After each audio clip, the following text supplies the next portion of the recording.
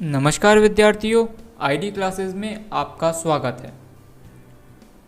हम पढ़ रहे हैं कक्षा 10 की सामाजिक विज्ञान की पुस्तक लोकतांत्रिक राजनीति भाग 2 का प्रथम अध्याय सत्ता की साझेदारी। पिछली वीडियो में हमने पाठ का परिचय पढ़ा था एवं उसके बाद हमने बेल्जियम की कथा पढ़ी थी। इस पाठ में हम यह जानने का प्रयास कर रहे हैं कि आखिर सत्ता को बांटना क्यों है या उसको साझा करने की आवश्यकता क्यों है, जिसके लिए हमें दो कथाएं बताई गई हैं। एक बेल्जियम की कथा है और एक श्रीलंका की कथा। आइए एक बार जल्दी से बेल्जियम की कथा को फिर देख लेते हैं। तो बेल्जियम यूरोप का एक देश है जिसकी सीमाएं फ्रांस, नीदरलैंड, जर्मनी, लक्समबर्ग से जुड़ी हैं। यहाँ की जातीय बनावट बहुत जटिल है। यहाँ की अधिकतम आबादी 59% आबादी बेल्जियम के फ्लेमिश इलाके में रहती है और डच भाषा बोलती है, जबकि शेष 40% आबादी वेलोनिया क्षेत्र में रहती है और फ्रेंच भाषा बोलती है। बेल्जियम की राजधानी ब्रुसेल्स फ्लेमिश इलाके का शहर है, परंतु फिर भी वहाँ की 80% आबादी फ्रेंच बोलती है, जबकि 20% डच भाषा बोलती है। बेल्जियम में फ्रेंच बोलने वाले लोग अर्थात अल्पसंख्यक ज़्यादा समृद्ध और ताकतवर रहे हैं। वहीं डच बोलने वाले लोगों को शिक्षा एवं विकास का लाभ बहुत देर से मिला, जिसके कारण वे काफ़ी कुछ नाराज थे। इस कारण 1950 से 1960 के दशक के बीच में फ्रेंच और डच बोलने वाले समूहों के बीच काफ़ी तनाव बढ़ने लग गया और इन दोनों समुदायों का सबसे तीखा रूप ब्रुसेल्स में दिखा, जहाँ पर फ्रेंच आबादी अधिक थी एवं डच आबादी कम थी। तो इस प्रकार हमें एक समस्या दिखी एक देश बेल्जियम की सत्ता को लेकर कि आखिर सत्ता में कौन रहेगा। इसके बाद हम दूसरी स्थिति पर आते हैं, जो है श्रीलंका की स्थिति। तो देखते हैं इस स्थिति की तुलना हम श्रीलंका से करेंगे, जो एक द्वीपीय देश है। तमिलनाडु के दक्षिणी तट से कुछ किलोमीटर की दूरी पर। हम सभी जानते हैं भारत के दक्षिण में श्रीलंका है। तमिलनाडु राज्य से थोड़ा दक्षिणी तट पर कुछ ही किलोमीटर की दूरी पर श्रीलंका देश है। श्रीलंका की आबादी 2 करोड़ है, यानी हरियाणा के बराबर। तो हमने देखा था बेल्जियम की आबादी हरियाणा की लगभग आधी आबादी थी, लेकिन श्रीलंका की आबादी कैसी है? हरियाणा की आबादी के बराबर, अर्थात बेल्जियम की दुगनी है। परंतु उसके साथ ही श्रीलंका का क्षेत्रफल भी बेल्जियम से काफ़ी अधिक है। दक्षिण एशिया के अन्य देशों की तरह श्रीलंका की आबादी में भी कई जातीय समूहों के लोग हैं। दक्षिण भारत के लगभग हर देश में ही कई अलग अलग जातियां हैं। तो हम बात कर रहे हैं फिलहाल श्रीलंका की। श्रीलंका की आबादी में भी कई अलग अलग जातीय समूह हैं। इनमें प्रमुख सामाजिक समूह सिंहलियों का है। कौन से लोग? सिंहलियों का है, जिनकी आबादी कुल जनसंख्या की 74% है। 74% अर्थात बहुसंख्यक, यानी कि श्रीलंका में सिंहली समुदाय के लोग अधिकता में हैं। वे लोग बहुसंख्यक हैं। और इसके बाद दूसरे नंबर पर आते हैं तमिल, जिनकी आबादी 18% है। तो सिंहली, उनकी आबादी कितनी हुई? 74%। और दूसरे तमिल, उनकी आबादी कितनी हुई? 18%। तो हम यहाँ देख सकते हैं सिंहली लोग बहुसंख्यक हैं, 50 से अधिक प्रतिशत आबादी है सिंहलियों की, इसीलिए वे बहुसंख्यक हैं। और तमिलों की आबादी 18% है, अर्थात वे अल्पसंख्यक हैं। तो यह प्रश्न भी आ सकता है 1 नंबर में। कई बार ऐसे प्रश्न आते हैं कि बताइए श्रीलंका में बहुसंख्यक एवं अल्पसंख्यक जातियां कौन कौन सी हैं। तो बहुसंख्यक जाति सिंहलियों की है, 74% याद रखें, यह भी आपके लिए फ़ायदेमंद हो सकता है। और दूसरा उत्तर क्या होगा? तमिल लोग अल्पसंख्यक हैं, जो 18% आबादी है जिनकी। परंतु तमिलों में भी एक ही समुदाय नहीं है, यहाँ जाति के भी 2 अलग हिस्से हो गए। तमिलों में भी 2 समूह हैं, ये ध्यान रखना आप लोग। तमिलों में भी 2 समूह हैं, एक है श्रीलंकाई मूल के तमिल, जो कितने हैं? 13%। तो 18% कौन से थे? 18% थे कुल तमिल, जिनमें से 13% हैं श्रीलंकाई मूल के तमिल, अर्थात जिनके पूर्वज सदा से श्रीलंका के ही रहे हैं। वैसे मैं आपको एक बात और बता दूं, इसमें ये तमिल है और सिंहली है, ये तो भाषाएं हैं। तो श्रीलंका में जो विभाजन है वो किस आधार पर है? बताइए, श्रीलंका का विभाजन किस आधार पर है? श्रीलंका का विभाजन भाषा के आधार पर है। बहुसंख्यक लोग सिंहली भाषा बोलते हैं तथा अल्पसंख्यक तमिल भाषा बोलते हैं। अल्पसंख्यकों के भी 2 अलग समूह हैं।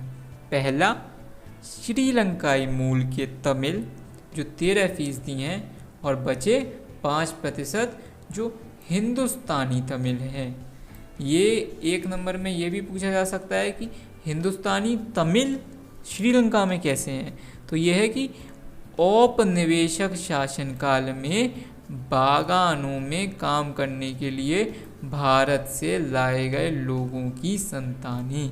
तो 19वीं और 20वीं शताब्दी में जब कॉलोनियल रूल था, ब्रिटिश सरकार का राज्य था, तो ब्रिटिश सरकार के राज्य में कॉफ़ी, चाय, रबर आदि के बागानों में कार्य करने के लिए कई भारतीय लोग श्रीलंका ले जाए गए थे।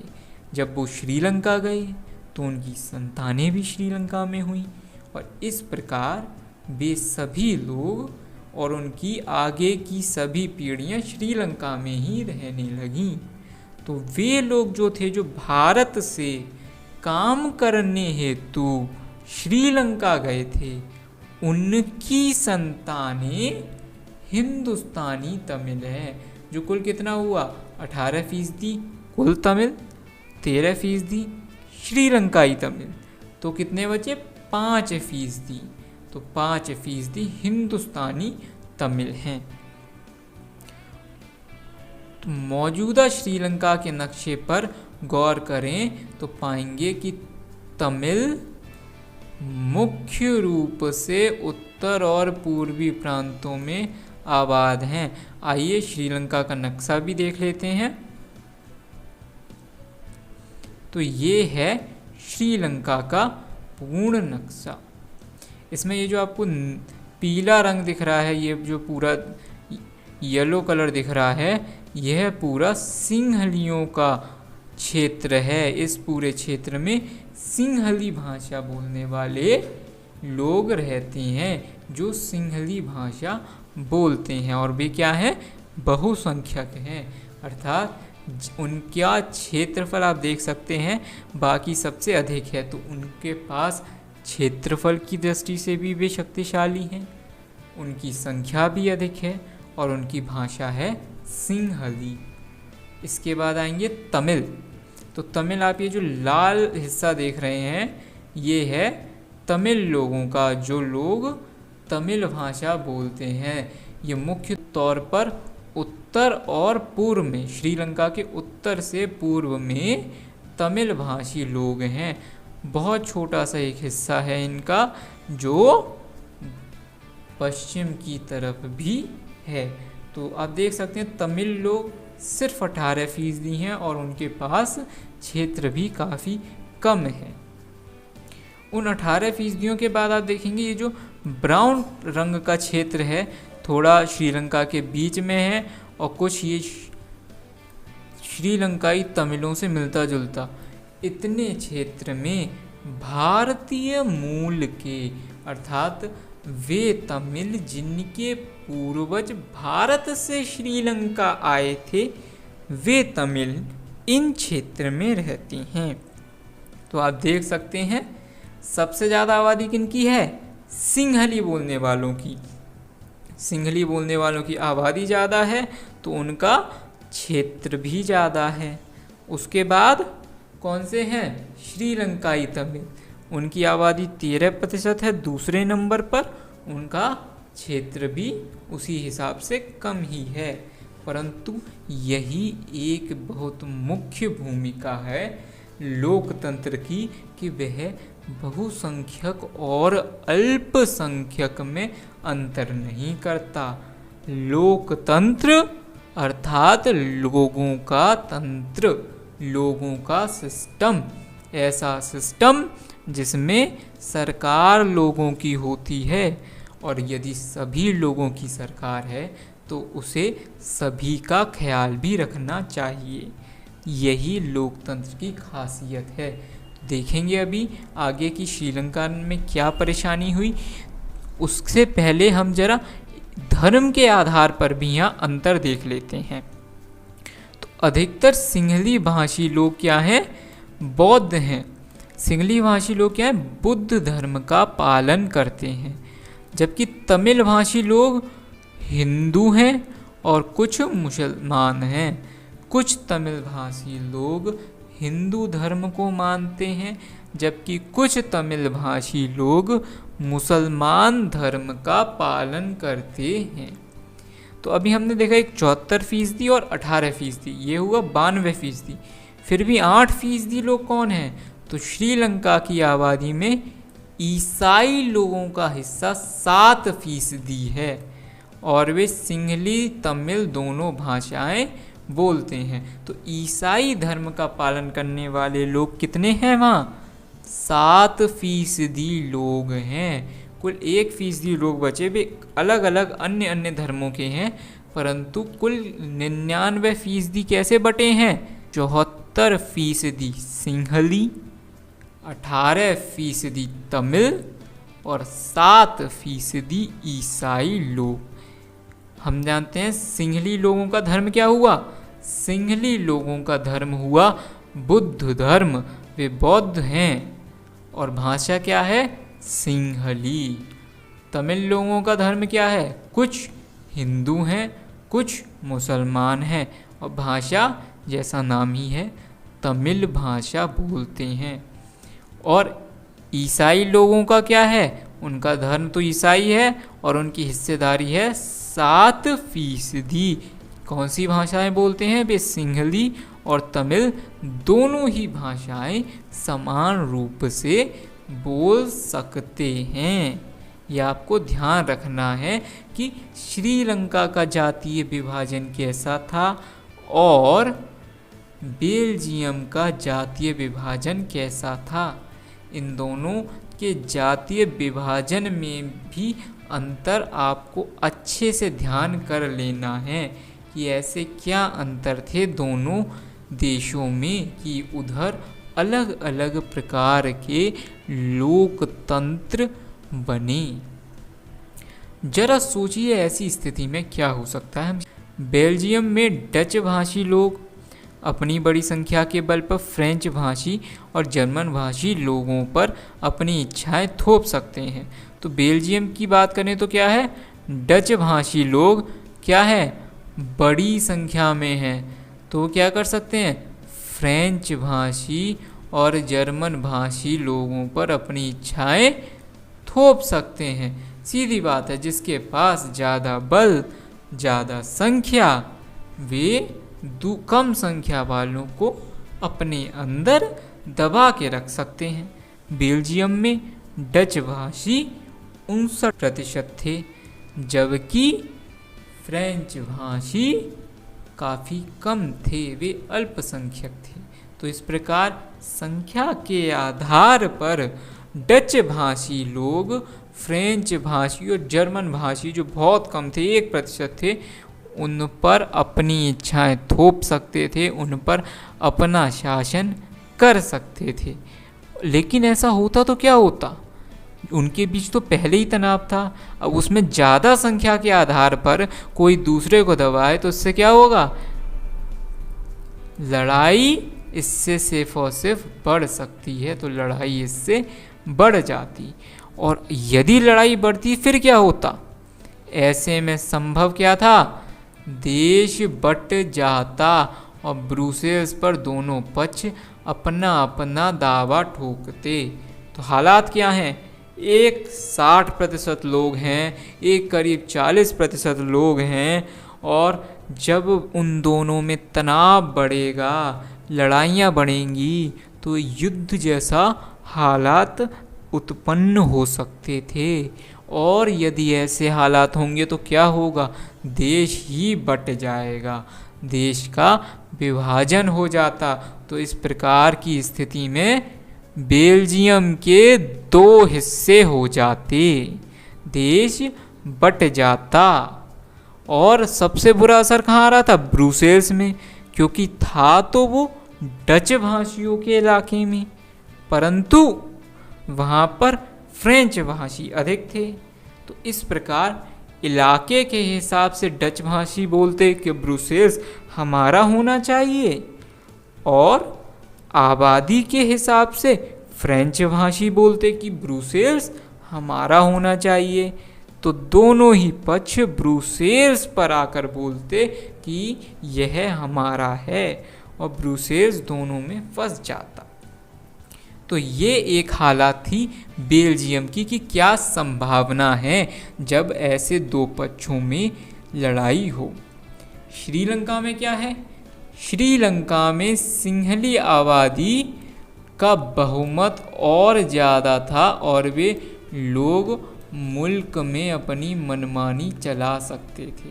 तो श्रीलंका में कौन है, श्रीलंका में सिंहली आबादी के लोग आराम से अपना बहुमत ले सकते हैं, और पूरे मुल्क पर, पूरे देश पर अपनी मनमानी चला सकते थे। तो अब हम देखेंगे कि बेल्जियम और श्रीलंका की जो 2 कथाएं हमने पढ़ी, उनके बाद हम पढ़ेंगे अब कि हुआ क्या वास्तव में, किस प्रकार दोनों देशों ने इन परिस्थितियों का सामना किया।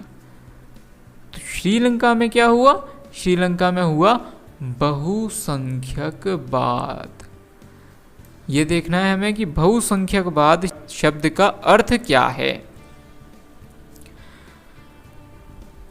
बहुसंख्यकवाद का अर्थ होता है ऐसी मान्यता कि अगर कोई समुदाय बहुसंख्यक है तो वह अपने मनचाहे ढंग से देश का शासन कर सकता है, और इसके लिए वह अल्पसंख्यक समुदाय की ज़रूरत या इच्छाओं की अवहेलना कर सकता है।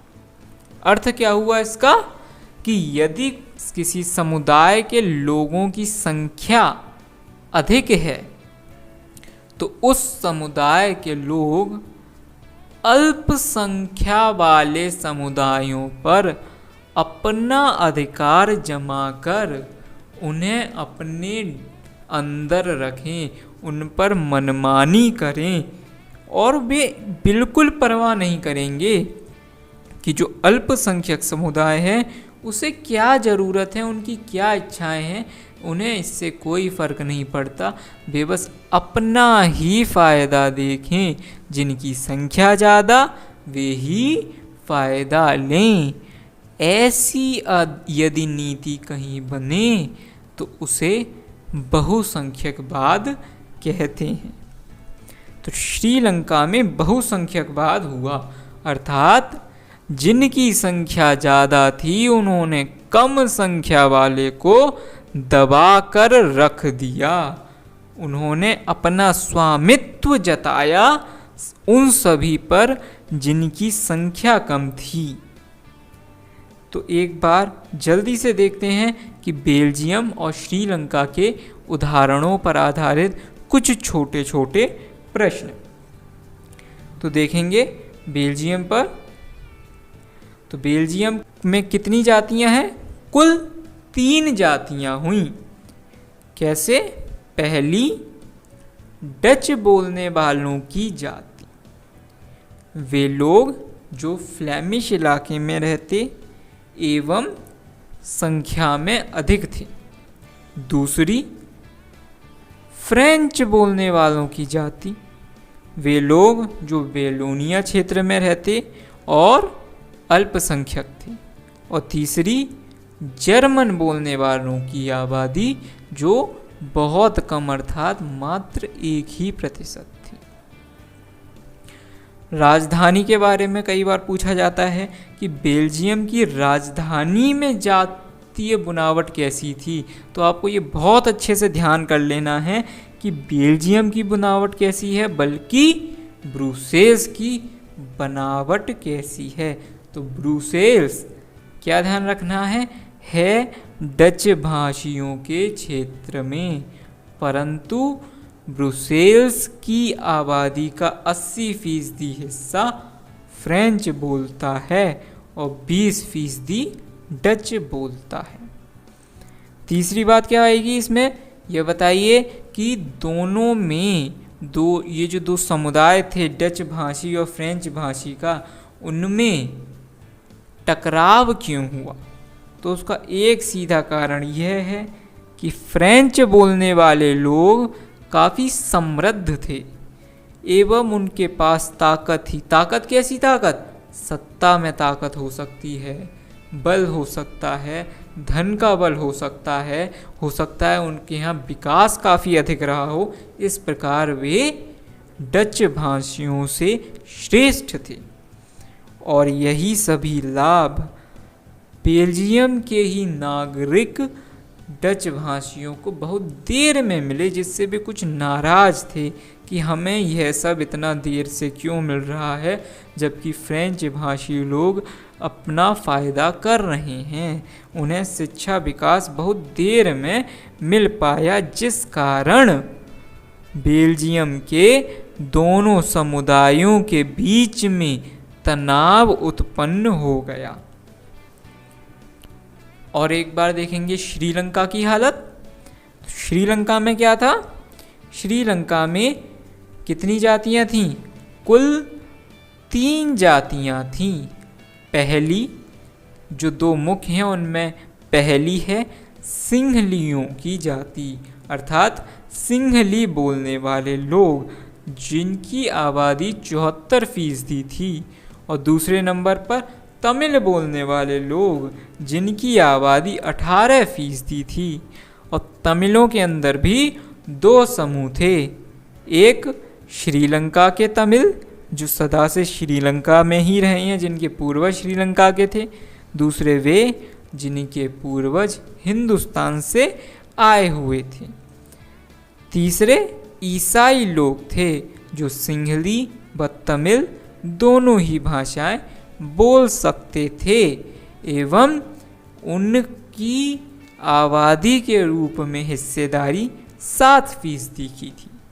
धर्म के आधार पर अधिकतर सिंहली भाषी लोग बौद्ध धर्म का पालन करते थे, वहीं तमिल लोग हिंदू व मुसलमान में बटे हुए थे और ईसाई लोग ईसाई धर्म का पालन करते थे।